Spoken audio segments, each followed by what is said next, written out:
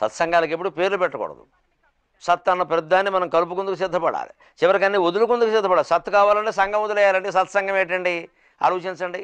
సత్తు కావాలంటే సంఘం వదిలేయాలి. సంఘం అంటే సంఘం కాదు, సంఘం, సాంగత్యం వదిలేయాలి. సత్తు కోసం సంఘం వదిలేయాలంటే మళ్ళీ సత్తుకో సంఘం పెట్టాం మనం చేసే అజ్ఞానం అదే. మనకి వెళ్ళిన కొద్దీ ఏమవుతుందంటే మనకి ఇంకా తోచకుండా పోతుంది ఇంకా అది లేకపోతే.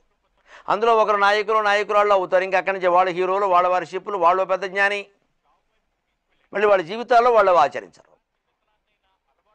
చెప్పడం వరకే ఇవన్నీ.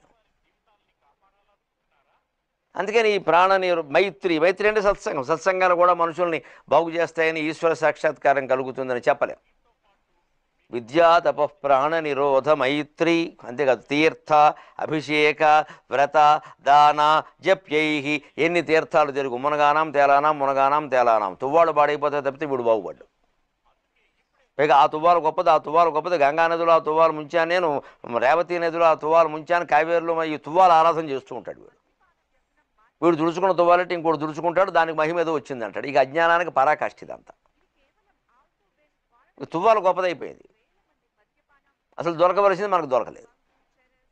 అభిషేక, ఇంకా నీటితో అభిషేకం. నీటి కంటే పాలు గొప్పవి, పాలు కంటే పెరుగు గొప్పది, పెరుగు కంటే తేనె గొప్పది, అన్నిటికంటే మనస్సు గొప్పదనే విషయం ఈ సన్నాసికి తెలియదు.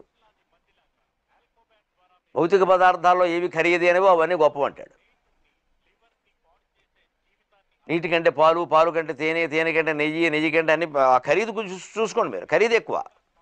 మనకేదో ఖరీదు దొరకదు కాబట్టి అది శివుడికి ఇష్టమని మన అజ్ఞానంతో అనుకుంటున్నాం. మనం ఒట్టి నీళ్లు పోయినరా బాబా నాకు ఇవేం వద్దంటే మొత్తం జిడ్డెత్తే పదార్థాలన్నీ పట్టుకెళ్ళి ఆయన మీద పోసేస్తున్నాం. మన శివలింగాలు పాడైపోయాయి.